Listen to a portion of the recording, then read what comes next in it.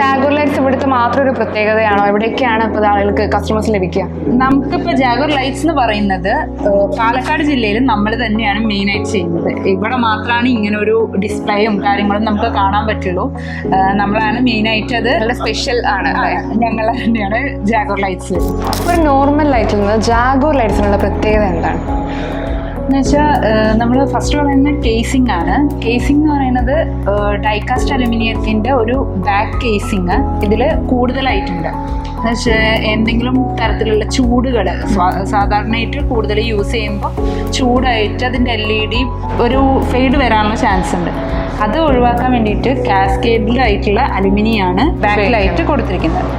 Initial cost നമ്മൾ സാധാരണ ലൈറ്റിനേക്കാൾ കൂടുതലായിരിക്കും. 3 വാട്ട് ബൾബ് എന്ന് പറഞ്ഞിട്ടുണ്ടെങ്കിൽ സേവിങ്സ് ഉണ്ടാവില്ല അപ്പോൾ കറണ്ട് ബില്ലിന്. അതുപോലെ ഡ്യൂറബിലിറ്റിക്ക് ഫാക്ടർ ഡ്യൂറബിലിറ്റി കൂടുതലുണ്ടോ? ഡ്യൂറബിലിറ്റി പറഞ്ഞാൽ 50,000 അവേഴ്സ് ആണ് ഇതിന്റെ ബേണിംഗ് അവേഴ്സ് എന്ന് പറയുന്നത്. ആ 50,000 അവേഴ്സും ആ കണ്ടിന്യൂസ് നമുക്ക് ഫസ്റ്റ് ഇടുന്ന ആ ഒരു ഇതിൽ എത്രത്തോളം ലൈറ്റ് കിട്ടുന്നുണ്ടോ അത് തന്നെ കറക്റ്റ് ആയിട്ട് ലോങ് ലാസ്റ്റിംഗ് ആയിട്ട് എൻഡ് വരെ അതേപോലെ തന്നെ ഫെയ്ഡ് ആവുമൊന്നും ഇല്ല, ഫെയ്ഡ് ആകുന്നില്ല.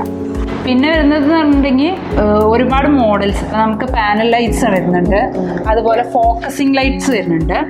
നമ്മളിപ്പോൾ ഒരു സ്റ്റഡി ഏരിയ ഉണ്ട്, അല്ലെങ്കിൽ ഒരു റൂമിൽ ഒരാൾ വർക്ക് ചെയ്യണം, ഒരാൾക്ക് കിടന്ന് ഉറങ്ങണം, അതിനനുസരിച്ച് ആ വർക്കിംഗ് ഏരിയക്ക് മാത്രം ഓക്യുപ്പൈഡ് ആയതുകൊണ്ടുള്ള ഒരു ലൈറ്റ്. അപ്പൊ ഡിഫറെന്റ് മോഡൽസ് ഉണ്ടല്ലേ ട്രെൻഡിലുള്ള കുറെ ടൈപ്പ് ഓഫ് മോഡൽ. ഇപ്പോൾ മോഡുലാർ നല്ല ഹൗസ് ഒക്കെ ആണല്ലോ ട്രെൻഡിങ് ആയിരിക്കുന്നത്, അതിന് പറ്റുന്ന രീതിയിലുള്ള ഡിഫറെന്റ് ടൈപ്പ് ഓഫ് ലൈറ്റ്സ് അല്ലേ.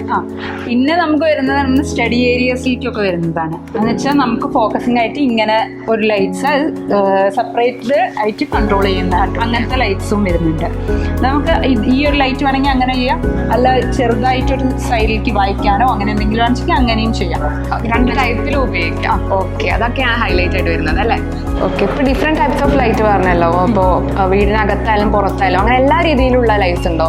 ഉണ്ട്. ഔട്ട്ഡോർ, ഇൻഡോർ, ഡെക്കറേറ്റീവ് ലൈറ്റ്സ് ഇതൊക്കെ ഉണ്ട്. അതിൽ തന്നെ നമുക്ക് 3 ലൈറ്റ്സും അവൈലബിൾ ആണ്. കൂള്, വാം, ന്യൂട്രൽ, ഈ 3 എണ്ണം കാണുന്നത്. അതിൽ തന്നെ നമുക്ക് ഒരു CRI ഇൻഡെക്സ് എന്ന് പറയുന്ന ഒരു ഇതും കൂടി വരുന്നത്.